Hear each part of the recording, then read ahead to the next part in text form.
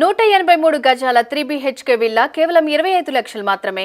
గోధూళి దూసరిత కోమల కుంతలాగ్రం గోవర్ధనోద్ధరణ కేళీకృత ప్రయాసం గోపీజనస్య కుచ కుంకుమ ముద్రితాంగం గోవిందమిందువదనం శరణం భజామః.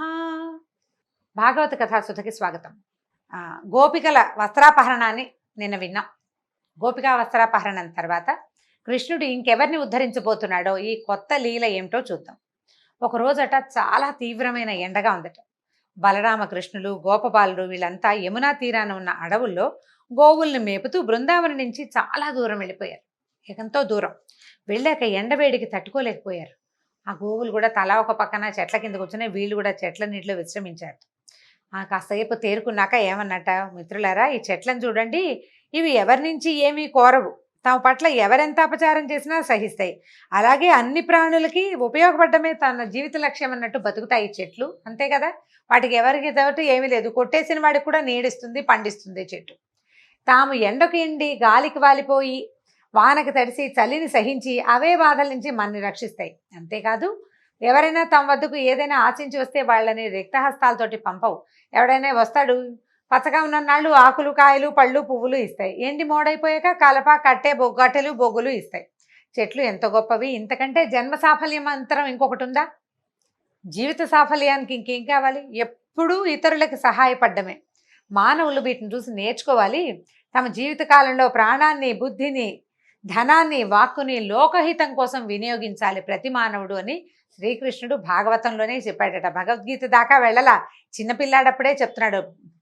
పుట్టిన ప్రతి ప్రాణి లోకహితం కోసం ప్రవర్తించాలి. మనం మొత్తం లోకహితం కోసం ప్రవర్తించలేకపోతాం. కనీసం కొంతైనా లోకహితం, సొంత లాభం కొంత మానుకొని పొరుగువాడికి తోడ్పడాలని కృష్ణ పరమాత్మే చెప్పాడు. అయితే ఏం చేశారు? ఎండగా ఉందనుకున్నారు కదా, సరే నది దగ్గరికి తీసుకెళ్ళి నీళ్లు తాగిచ్చారు. ఆకళ్ళు వేస్తున్నాయి బాగా, ఎండాకాలం ఆకళ్ళు ఎక్కువ. కృష్ణ, ఆకలి తీరే మార్గం ఏదైనా చెప్పమన్నారు. అయితే ఈయన ఏమనుకున్నాడంటే, ఆయన ఆలోచిస్తున్నాడు, తనకు అత్యంత భక్తురాలైన ఒక విప్రపత్నిని ఆయన ఉద్ధరించాల్సి ఉంది. ఆ సమయంలో ఎవరికో ఒకళ్ళకి ఇవ్వాలి, ఒక సహాయం చేయాలి ఆయన. అందుకని ఏం చేశాడు, మిత్రులకి ఆకలి తీర్చేది, తన భక్తురాలకి మోక్షం కలిగించేది అయిన ఒక మంచి ఉపాయాన్ని పెట్టుకున్నాడు. ఏం చెప్పాడంటే, ఆ పక్కన కొంచెం దూరంలో అనేక మంది వేదవేత్తల ఆశ్రమాలు ఉన్నాయి. వాళ్ళంతా యజ్ఞం చేస్తున్నారు, స్వర్గలోకవాసం కోసం యాగాలు చేసుకుంటున్నారు. వాళ్ళు బృహస్పతి శవం అనే యాగం చేస్తున్నారట, యజ్ఞం.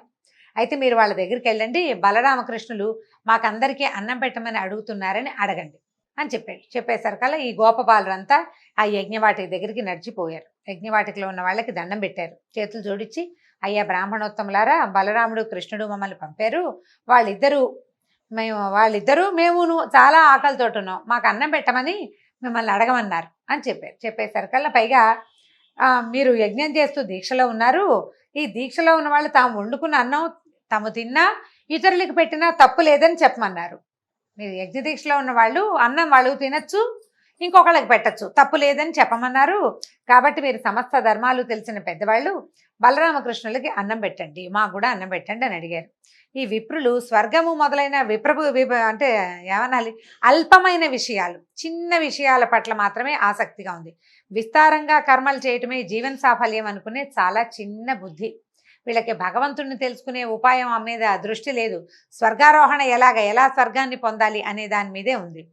పైగా దానికి తోడు ఏంటంటే, మూర్ఖులు, తమంత జ్ఞానులు ఎవరు లేరన్న ఉద్దేశం ఉన్నవాళ్ళు. భగవంతుడిని తెలియని వాడిని మూర్ఖుడనే కదా అనాలి.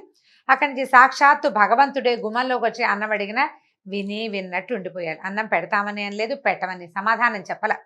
గోపబాలుడు వెనక్కి తిరిగి వచ్చేసారు. ఇక నిరాశగా వచ్చారు. అప్పటికే ఎండ మార్చేస్తుంది, ఆకలి కడుపుతో నకనకలాడుతూ వెనక్కి వచ్చారు. అయితే బలరామకృష్ణులకు చెప్పారు, ఇలా జరిగింది. వాళ్ళు ఏం మాట్లాడలేదని. కృష్ణుడు నవ్వేట, ఏదైనా ఒక పని చేయాలంటే ప్రయత్నం చేస్తూ ఉండాలి. మనకు అన్నం కావాలి, ప్రయత్నం చేయొద్దు. వాళ్ళని అడిగావు, వాళ్ళు కాదన్నారు, ఇంకోళ్ళని అడుగు, ఇంకో ప్రయత్నం చేయాలి కదా. ఒక ఉపాయం ఫలించకపోతే ఇంకో ఉపాయం ఆలోచించాలి. కాబట్టి మీరు మళ్ళీ వెళ్ళండి, ఈసారి బ్రాహ్మణులను అడగద్దు, వాళ్ళ భార్యలను అడగండి అన్నాడు. ఈ విప్రులు జ్ఞాన సంపన్నులు. వాళ్ళకి ఆలోచన ఏంటంటే, చదువు విషయం వరకే వాళ్ళకి ఆలోచన ఉంది. కానీ విప్రుల భార్యలు భక్తి సంపన్నులు, వాళ్ళకి చాలా భక్తి ఆలోచనలు ఉన్నాయి. వాళ్ళకి ఏంటంటే, అన్నిటికీ ఎప్పుడు నిరంతరము పరమాత్మ మీదే లగ్నమైన మనసు కలిగిన వాళ్ళు. విప్రపత్నులు విష్ణు కథలు విన్నారు, వాటిని మననం చేసుకున్నారు. వాటినే ధ్యానం చేసి ధన్యులయ్యారు. వారు శరీరాలతో సంసారాల్లో ఉన్నారు కానీ వాళ్ళ మనసుల్లో మాత్రం విష్ణువే ఉన్నాడు ఖచ్చితంగా. కాబట్టి కృష్ణుడు అన్నం అడుగుతున్నాడు అని చెప్పమన్నారు. ఈ పిల్లలు మళ్ళీ గోపబాలురంతా వెళ్ళారు. భార్యలు కూర్చునేందుకు ప్రత్యేకంగా ఒక పక్కన ఒక శాల ఉందట. ఈ యజ్ఞంలో ఉన్న మగవాళ్ళంతా బ్రాహ్మణులంతా యజ్ఞం చేసుకుంటుంటే వాళ్ళ భార్యలు కూర్చోడానికి ఒక పెద్ద శాల కట్టి ఉంది, కూర్చునున్నారు. వాళ్ళంతా చక్కగా అలంకరించుకుని చక్కగా లక్షణంగా కూర్చునున్నారు. ఉండేసరికల్ గోపబాలుడు నమస్కారం చేసి చెప్పారు వాళ్ళకి, కృష్ణుడు ఆవులు మేపుతూ ఇంటి నుంచి చాలా దూరం వచ్చేసాడు. అతను అతని అనుచరులమైన మేము వాళ్ళ అన్నయ్య అయిన బలరాముడు కూడా ఆకలితోటి ఉన్నాం అని చెప్పి మా అందరికీ అన్నం పెట్టమని అడగమన్నాడు అని అడిగేసరికల్లా ఈ మన విప్రపత్నులు, ఈ బ్రాహ్మణ స్త్రీలు అప్పటికే ఈ కృష్ణుడి సంగతులన్నీ విని ఉన్నారు. కృష్ణుడు సాక్షాత్ శ్రీమన్నారాయణ అనే భావనతో కూడా ఉన్నారు. పరమాత్మే అడగడం తమది పూర్వజన్మ పుణ్యం అనుకుని ఏం చేశారు, వెంటనే గబగబా నడుం కట్టి వంటలు చేసేసారు. చకచక అందరూ కలిసి షడ్రుచులతో అనేక పదార్థాలు ఉండి పెద్ద పెద్ద పాత్రల్లో పెట్టుకున్నారు. భర్తలు, సోదరులు, బంధువులు, పుత్రులు అందరూ స్త్రీలను అన్నం మోసుకెళ్ళొద్దు అని కేకలేశారు. అయితే ఏంటంటే నదులకి ఎన్ని కొండలు అడ్డం వచ్చినా అవి సముద్రం వైపే దారితీస్తాయి. అయినా కూడా వీళ్ళు ఏం చేశారు, అలాగే ఈ విప్రపత్నులు ఎవరు వద్దన్నా సరే ఈ అన్నపాత్రలు అవి మోసుకుంటూ కృష్ణుడు ఉన్న చోటుకి వెళ్ళారు. వాళ్ళల్లో ఒక ఆమె భర్త గట్టిగా అడ్డుకున్నాడు. ఆమెను వెళ్ళని వాళ్ళ చేతులు గుచ్చేసుకున్నాడట. వెళ్ళనిపోయేసరికల్లా ఆమె ఉండిపోయింది అక్కడే. మిగిలిన వాళ్ళంతా వెళ్ళిపోయారు. వెళ్ళంగానే వాళ్ళని చూసేసరికల్లా వాళ్ళకి ఏమనిపించిందంటే తమ జీవాత్మ పరమాత్మలోకి చేరిపోతున్న భావన కలిగిందట. ఆ దివ్యమంగళ స్వరూపాన్ని చూస్తూ ఉండిపోయారు. అప్పుడు ఏం చెప్పాడంటే కృష్ణుడు నవ్వుతూ చెప్పాడట, విశ్వంలో ఉన్న సమస్త జీవులకి ఆత్మని నేనే, ప్రపంచంలో ఉన్న ప్రతి ప్రాణిలోనూ ఉన్నది నేనే, కానీ అందరికీ నా పట్ల సమానంగా భక్తి ఉండదు. ఒక్కొక్కడు నన్ను నమ్మడు కూడా, నమ్మని వాడు ఉంటాడు. కొందరి భక్తి ఏంటంటే ఫలాపేక్షతోటి ఉంటుంది. ఈ పూజ చేస్తేనో, ఈ పారాయణ చేస్తేనో, ఈ నోములు చేస్తే ఈ కోరిక తీరుతుంది, ఇన్ని కొబ్బరికాయలు కొడితే ఈ కోరిక తీరుతుంది, ఈ నామాలు రాస్తే ఈ కోరిక తీరుతుంది. ఇలాంటి ధ్యాసలో ఉండేవాళ్ళు ఏం చేస్తారు, ఆ మనసులో పెట్టుకుంటారు భగవంతుడు ఫలాపేక్షతోటి. ఆ కోరిక తీరే వరకు వాళ్ళ భక్తి దృఢంగా ఉంటుంది. మనం రోజు రామకోటి రాస్తాం అంటే అందరూ ఇలా ఉంటారని నేను చెప్పటం లేదండి, మాట సామెతకి చెప్తున్నాను అంతే. ఈ మన పని అయ్యేదాకా, మా పిల్లలు పైకి వచ్చేదాకానో, లేకపోతే వ్యాపారం పైకి వచ్చేదాకానో, మా ఆరోగ్యము ఏదో అనారోగ్యంలో ఉన్న వ్యక్తి తిరిగి వచ్చేదాకానో ఉపవాసం చేస్తామనో, రామకోటి రాస్తామనో, ఏదో సాయినామని రాస్తామనో, ఇంకోటి రాస్తామనో పెడతారా. అది అయిపోయాక ఏమవుతుంది, ఇది మానేస్తాం మనం కదా, సహజంగా జరిగేదేనండి. ఇది తప్పని అనడం లేదు, తప్పని భగవంతుడు కూడా చెప్పటల్లా. ఫలాపేక్షతో ఉండే భక్తిని గురించి చెప్తూ ఈ మాట చెప్తున్నాడు. వాళ్ళ పని అయిపోయాక ఇంకా భక్తి ఉండదు, ఇంత దృఢంగా ఉండదు, కొద్దిగా ఉంటుంది. ఆయన పట్టుకున్నాం, పని అయ్యింది, ఈసారి మళ్ళీ అవసరమైనప్పుడు మళ్ళీ పట్టుకుందామని ఒక ఆఫీసర్ భావన ఉంటుందన్నమాట భగవంతుడి మీద. అయితే కొందరికి భక్తి అహైతుకి అంటే ఫలాపేక్ష లేనిది, వాళ్ళకి నిర్మలమైన ప్రేమ నిరంతరం ఉంటుంది. ఎవరు ఎన్ని అవరోధాలు కల్పించినా, ఏం జరిగినా, మనమే నడుస్తూ గోతులో పడినా కూడా భక్తిలో మార్పు ఉండదు. మనం గోతులో పడితే భగవంతుడు ఏం చేస్తాడు అనిపిస్తుంది. సాధారణంగా మనకెట్లా ఉంటుంది, ఏదైనా రాగానే ఇంకా దేవుడు లేడనేస్తాం. మరణం సంభవించగానే దేవుడు లేడు, ఏదైనా ప్రమాదం అయితే దేవుడు లేడు, వ్యాపారం పాడైతే దేవుడు లేడు, ఉద్యోగం పోతే దేవుడు లేడు. అవన్నీ మనకొచ్చిన సమస్యలు. దానికి భగవంతుడు ఉండడానికి దీనికి అసలు సంబంధమే లేదు. ఆ ధ్యాస ఉండదు మనకు అవన్నీ ఇవ్వడానికి దేవుడు ఉన్నాడని మనం నమ్ముతాం. ఈ ఫలాపేక్ష ఉన్నవాళ్ళు అది. కానీ ఫలాపేక్ష లేని, ఏ హేతువు లేని నిర్హేతుకమైన భక్తి ప్రపత్తులు కొంతమందిలో ఉంటాయి. ప్రత్యేకమైన వ్యక్తులు, సాధారణ జీవితాలు గడపరు వాళ్ళు, మనలాగా ఉండకపోయి ఉండొచ్చు బహుశా. అయితే ఈ వీళ్ళకి చెప్తున్నాడు, మీరు అటువంటి నిర్మలమైన భక్తి కలిగి ఉన్నవాళ్ళు. ఇప్పుడు యజ్ఞం చేస్తున్నారు, యజ్ఞం వల్ల ఒక ఫలితం ఉంది కాబట్టే యజ్ఞం, లేకపోతే ఎందుకు చేస్తారు? వీళ్ళు కృష్ణుడికి అన్నం తెచ్చారు, ఏం ఫలితం లేదు, వాళ్ళకి ఏం అక్కర్లేదు, ఆకలితో ఉన్నాను అన్నం పెట్టండి అన్నాడు, పట్టుకొచ్చారు. ఆయన డబ్బిస్తాడనో ముక్తిస్తాడనో ఊహ ఏం లేదు వాళ్ళకి. ఈ నిర్మలమైన భక్తి ఉంది, భక్తి కలిగిన వాళ్ళు. అందుకే మీకు నా దర్శనం ఇవ్వాలనే మిమ్మల్ని ఇక్కడికి రప్పించాను. మీరు వచ్చిన పని పూర్తయిపోయింది, నన్ను చూసేశారు కదా, ఇంకా మీరు వెనక్కి వెళ్ళిపోండి, మీ భర్తల యజ్ఞం పూర్తి చేసేందుకు సహకరించండి అనేసరికి ఆ స్త్రీలు ఒప్పుకోలేదట. వద్దునైనా మేము వెళ్ళము, వేదాలు ఘోషించే మాటలు సత్యమని నిరూపించు. నీ పాదాంబోజాలంటే నీ పాదాలు చేరినటువంటి భక్తులకి ఇక ఈ భవాంబోతులు ఈ ప్రపంచంలోకి తిరిగి రావడం లేదు. ఎవరైతే వైకుంఠంలో స్వామి సాయుధ్యాన్ని పొందుతారో వాళ్ళకి మళ్ళీ పుట్టుక లేదు అని వేదాల్లో చెప్పబడింది. అది నిరూపించు, వేదాలు ఉపనిషత్తులు చెప్తున్నాయి. నిరూపించు, మేము నీ పాదాలు పట్టుకున్నాం, సర్వసంగాలు త్యజించేసాం, భర్తలు లేరు, కొడుకులు లేరు, తమ్ముళ్ళు లేరు, మామయ్యలు లేరు, అందరినీ వదిలిపెట్టి వచ్చేసాం, నీ పాద సేవా భాగ్యాన్ని మాకు అనుగ్రహించు, ఇంతకు మించి ఇంకా ఏమీ అడగమన్నారట. నీ పాదాల మీద పడిన తులసి దళం మాకివ్వు, అది 14 భువనాదుల మీద ఆధిపత్యం కంటే ఎక్కువ, మేము ఇప్పుడు వెళ్ళినా మమ్మల్ని వాళ్ళని తిరస్కరించి ఇక్కడికి వచ్చామని వాళ్ళు మమ్మల్ని కోపంతో భర్తలు కానీ బంధువులు కానీ పుత్రులు కానీ స్వీకరించరు. ఇది సహజంగా జరిగే కదా. నా మాట కాదని వెళ్ళావు, ఏమంటూ వచ్చావు, ఎక్కడి గురించి వచ్చావో అక్కడికే వెళ్ళిపో అంటారు, ఎవరి కోసం వెళ్ళావో అక్కడికే పొమ్మంటారు, లోక సహజంగా జరిగేది. వాళ్ళు ఒప్పుకోరు నాయన అంటే కృష్ణుడు చెప్పాడు గట్టిగా, నేను మీకు అనుజ్ఞిస్తున్నాను, మిమ్మల్ని దేవతలు కూడా తిరస్కరించలేరు, దేవతలు కూడా మిమ్మల్ని కాదనడానికి వీల్లేదు.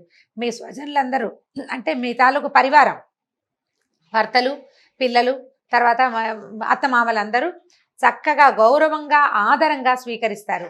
ఈ దేహంతో ఈ లోకంలో ఉండగా నాకు సమీపంలో ఉండాలని, నన్ను సేవించాలని అదే భాగ్యమని అని అనుకోకండి. నాకు దూరంగా ఉన్నప్పుడు, అంటే నేను దూరంగా ఉన్నప్పుడు మీరు నా గురించే మాట్లాడుకుంటారు, ఇతరులు నా గురించి మాట్లాడితే శ్రద్ధగా వింటారు, నా రూపాన్ని మనసులో నిక్షిప్తం చేసుకుంటారు, నన్ను ధ్యానిస్తారు. భగవంతుడు దగ్గరలో ఉండటం కంటే దూరంలో ఉండటం చాలా గొప్ప విషయం అని చెప్తున్నాడు ఈయన. దూరంగా ఉన్నప్పుడే కదా ధ్యాస ఎక్కువ అవుతుంది, నా సాన్నిధ్యంలో ఉన్నప్పుడు అలా కుదరదు. కాబట్టి మీరు నాకు సమీపంలో ఉండాలని కోరుకోవద్దమ్మా. గృహిణులుగా మీకు జీవితంలో చాలా కర్తవ్యాలని, వాటిని శ్రద్ధగా నిర్వహించండి. ఆ ధర్మాన్ని పాటిస్తూనే మనసును నా మీద లగ్నం చేయండి, నాకు సన్నిహితులవుతారు, త్వరలోనే సాయుధ్యం పొందుతారని చెప్పి పంపించాడు. ఈ కృష్ణుడికి నమస్కరించి విప్రపత్నులంతా తమ తమ ఆశ్రమాలకు వెళ్ళిపోయారు. భర్తలు వారిని తమ మాట కాదని వెళ్ళారన్న భావాలే లేవు ఎవరికి. వాళ్ళ లోపలి భావాన్ని ఆ లోపల ఉన్న అంతర్జ్యోతి తుడిపేసింది. అందరూ సగౌరవంగా మామూలుగా ఉన్నారు, ఏమి ఇబ్బంది పెట్టలేదు. భార్యలతో కలిసి యజ్ఞం పూర్తి చేశారు. భర్త చేత అడ్డగించబడిన స్త్రీ మాత్రం ఒక ఆవిడ భార్యని వెళ్ళనివ్వలేదు కదా, ఆపేశాడు. ఆమె కృష్ణుడినే ఏకాగ్రంగా ధ్యానిస్తూ యోగం ద్వారా శరీరాన్ని విడిచిపెట్టేసిందట. కృష్ణుడు తక్షణం అనుగ్రహించాలనుకుంది ఆమె తాలూకు ఆత్మ భగవంతుడిలో లీనమైపోయిందట. ఈ బలరాముడు కృష్ణులు ఏం చేశారు, మిత్రులతో కలిసి ఈ విప్రపత్నులు తెచ్చారు కదా, బ్రాహ్మణ స్త్రీలు తెచ్చిన ఆహారాన్ని హాయిగా తిన్నారు.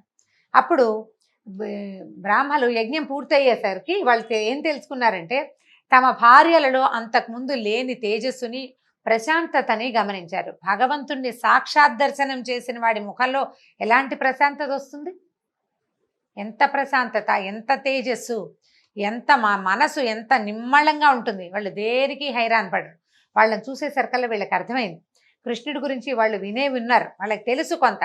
కానీ అయ్యో యజ్ఞం కోసం ఇలాంటి అవకాశాన్ని జారవిడుచుకున్నామే అని చాలా చింతించారట. మనం మంచి మంచి వంశాల్లో పుట్టేము, శాస్త్రోక్తంగా అన్ని షోడశ కర్మలు చేయించుకున్నాము, చక్కగా అన్నీ చేసాం, వైదిక కర్మల్లో నిష్ణాతులమయ్యాం, యజ్ఞాలు చేస్తున్నాము, చాలామందికి గురువులు అయ్యాం, కానీ పరమాత్మ మన వాకిట్లో నిలబడి పట్టెడు అన్నం పెట్టమంటే పెట్టలేకపోయాము. ఎంత యజ్ఞం మీదే దృష్టి పెట్టుకున్నాం, పక్కనే చేతికి అందొచ్చిన పరమాత్మని మనం గుర్తించలేకని దురదృష్టవంతులం అయిపోయామని చాలా చింతించారు. యజ్ఞం చేసే దేశ కాలాలు, యజ్ఞ విధాలు, ఋత్విక్కులు, వాళ్ళు చదివే మంత్రాలు, అగ్నులు, ఆ అగ్నుల్లో వేసే వివిధ ద్రవ్యాలు, ఆ హవిస్సులని అందుకునే దేవతలు, యజ్ఞం చేసే యజమాని, యజ్ఞ ఫలము అన్నీ శ్రీమన్నారాయణుడే అని వేదంలో చెప్పబడింది.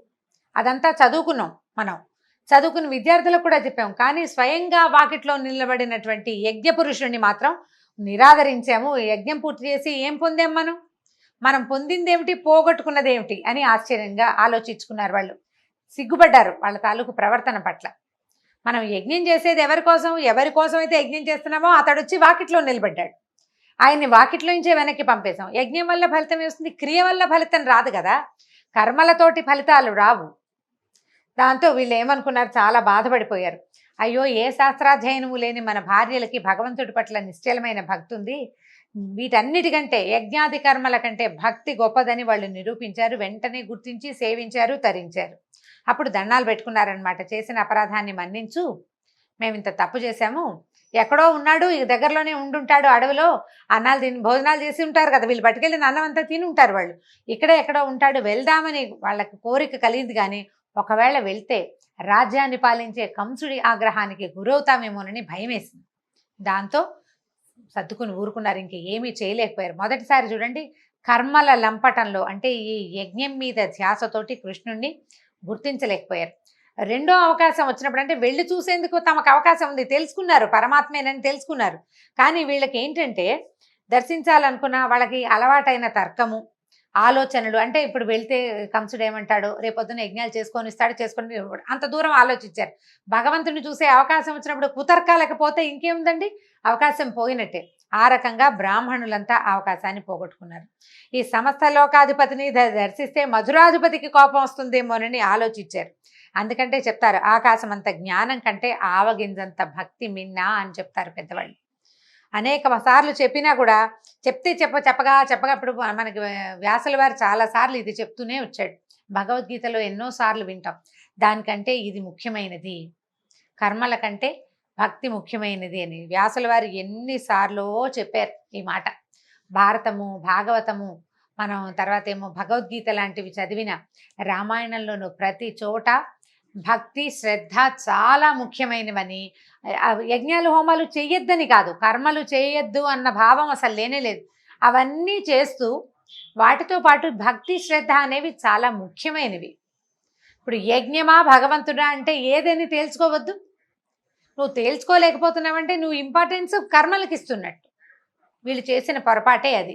అయితే ఈ రకంగా బ్రాహ్మణ పత్నులని ఉద్ధరించాడు శ్రీకృష్ణ పరమాత్మ. దీంతో భాగవత కథా సుధ ఇవాల్టి భాగం పూర్తయింది. వచ్చే భాగంలో మళ్ళీ కలుసుకుందాం. నమస్కారం.